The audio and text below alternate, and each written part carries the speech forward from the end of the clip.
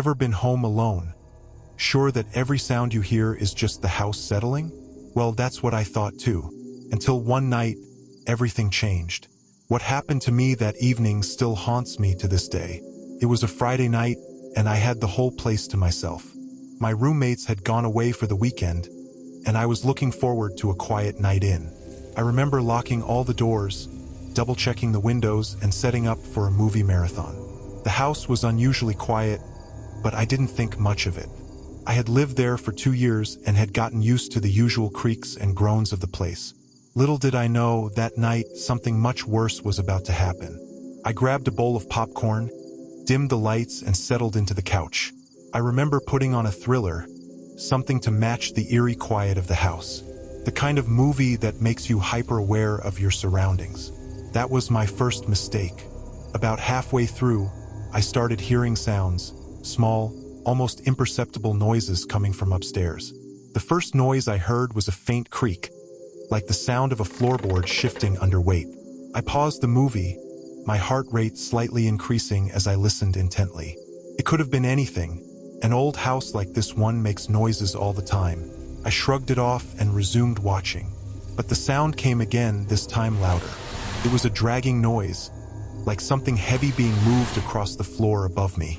I felt a chill run down my spine. My first thought was that one of my roommates might have come back early. I called out their names, but there was no response. My stomach sank. I grabbed my phone and texted them to see if they'd maybe forgotten to mention something. Nothing. They were hours away. I decided to investigate. I climbed the stairs slowly, listening for more sounds. The house felt different, colder, like the temperature had dropped a few degrees. As I reached the landing, I noticed that the door to my bedroom was ajar. I distinctly remembered closing it earlier. My heart pounded as I stared at that half-open door. With each step toward the door, my anxiety built. I could feel the hairs on the back of my neck standing up.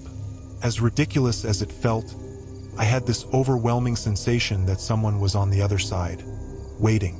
I hesitated for what felt like minutes, but was probably only a few seconds before pushing the door fully open. The room was empty, but something was off. My blanket was crumpled in the middle of the bed like someone had been lying there. I quickly checked the closet, the bathroom, nothing. I was alone, or at least that's what I kept telling myself. I headed back downstairs, trying to shake off the fear that was gripping me. It had to be my imagination. But deep down, I knew something wasn't right. I returned to the couch and tried to finish the movie, but I couldn't focus. My eyes kept flicking toward the staircase, expecting to see something, anything move. And then I heard it again, the unmistakable sound of footsteps. This time they weren't upstairs. They were on the staircase. The footsteps were slow and deliberate, each one louder than the last. I froze. My entire body went cold as the realization sank in. Someone was in the house with me. I muted the TV, straining to hear where the footsteps were coming from. The creaking grew closer, and I could almost feel the weight of each step. I grabbed the nearest object, which happened to be a fireplace poker, and held it tightly. My heart was racing, and my mind was racing even faster. Was it a burglar? A stranger who had broken in? Or something far worse? I didn't have time to think. The footsteps stopped at the bottom of the stairs, just out of sight. Then I heard it, a whisper, my name. It was so quiet, I almost convinced myself I imagined it. But the voice called out again, this time clearer. The voice was coming from directly behind me. I spun around, but no one was there. The room was empty just like before. My breathing was shallow, and my grip on the poker tightened. I scanned the room frantically, expecting someone or something to appear at any second. But there was nothing, only silence. The lights flickered, and the air in the room grew heavy. I was starting to panic. This wasn't just some prank or my imagination running wild. There was something else in the house with me, something that wasn't human. I backed up toward the front door, keeping my eyes on the staircase. Suddenly, I saw a shadow dart across the hallway. It was quick, almost too fast to catch, but I saw it. I wasn't imagining things anymore. Someone or something was definitely there. I heard the dragging sound again, the this time louder, as if whatever it was right on top of me.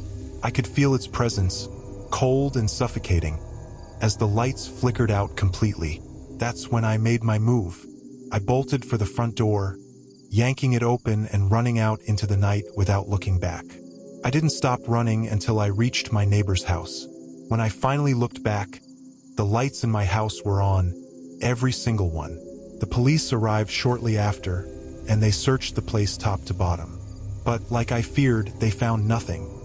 No signs of forced entry, no intruder, and no explanation for what had happened. They chalked it up to stress, maybe even sleep deprivation, but I know what I experienced. And I know I wasn't alone that night. To this day, I don't know who or what was in my house that night. I moved out soon after, but I still get chills thinking about it. Every creak in the floorboards, every random sound, makes me feel like I'm being watched. I'll never forget the sound of those footsteps, or that voice calling my name.